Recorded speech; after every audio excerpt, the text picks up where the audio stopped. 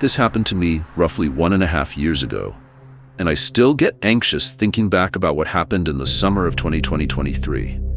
It was the year I had my first success with my online business, which allowed me to start traveling Europe while working and saving up for my dream of buying farmland.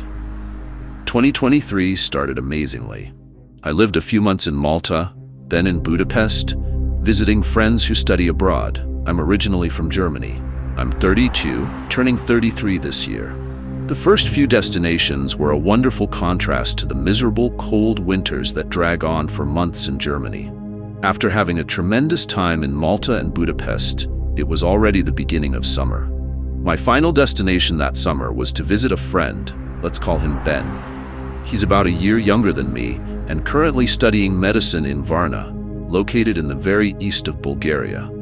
It's an interesting place with lots of Soviet-style, slightly run-down architecture, but it still has its charm as a beach city. The people are very nice, and there are some beautiful spots. There are many expats, and I spent my days enjoying the large parks near the beach itself, and its various cafes and clubs. I met lots of people and frequently went out to beach clubs with them on weekends. It was a nice hot summer, and I was enjoying myself until one particular night. I was out with Ben and many of his university friends again. We partied all night, had drinks, danced for hours, and just enjoyed ourselves during this wonderful summer night.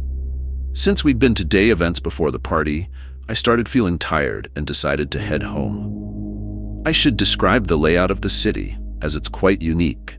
Varna has a beach along its entire length, and for most parts, there are very big parks stretching for kilometers along the beach before they lead to the city. My rented apartment was slightly northwest of the clubs, roughly a 10 to 15-minute walk, which I'd done many times. People had warned me about occasional attacks, muggings, robberies, always asking me to walk at least part of the way with someone. I usually didn't listen, just walked with my music playing, though I remained wary of my surroundings. That night, a few people who were also tired left with me. They lived a bit more west, so I had to leave them after 5 minutes and continued alone with my music. It must have been around 4 a.m. when I came to a park I usually cross, separate from the main beach parks, closer to where I was living. Being summer and a weekend, there were still a few people walking around and driving even at 4 a.m. When I entered the park, I wasn't shocked to see someone sitting on a bench maybe 50 meters ahead of me to the right. He was sitting there, staring at his phone, and I remember the scene vividly. Behind him were some bushes and trees, but as the lighting in the park was very sparse, I only noticed at the last moment that someone was approaching him from behind through the bushes. I think because I walked into the park, the guy sitting on the bench must have briefly looked up from his phone and heard someone approaching. It all happened so fast. I saw someone running out of the bushes with both hands raised over their head, holding a large rock, sprinting at the guy still sitting there as he turned his head. Not immediately realizing the danger, I kept walking briefly before stopping. The guy on the bench screamed and ran straight out of the park, vaulting over another row of bushes and disappearing across the street. I pulled off my headphones and stood there watching, not fully comprehending what was happening. You need to understand that this all happened so fast, until the guy who had just tried to attack the other person with a rock turned to face me. A shiver ran down my spine as adrenaline rushed through me, preparing to run. When he lifted that rock again and started manically smiling while running in my direction, I turned and ran for my life. He followed me for roughly 2 minutes. I could still see him behind me, even after crossing the street. I ran around the block and was incredibly relieved to find a kebab shop still open. I rushed through the door. The people inside were shocked, and I couldn't speak straight, but I didn't need to say much as the psychopath came to the store and started bashing the big window with the rock.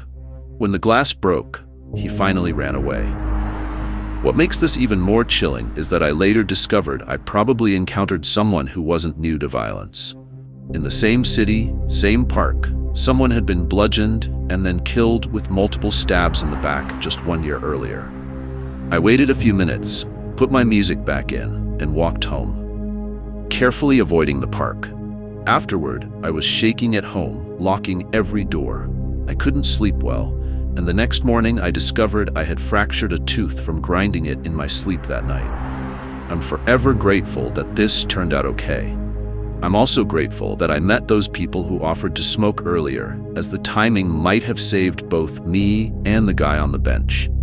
If I hadn't entered that park at that exact moment, the man on the bench might not have noticed his attacker in time. While this was the scariest situation of my life, other than nearly drowning in the ocean once, I think I learned that there are some situations you cannot control. Stay safe out there, folks, and maybe don't walk in the park alone at 4 a.m. in a foreign city. But maybe that's common sense.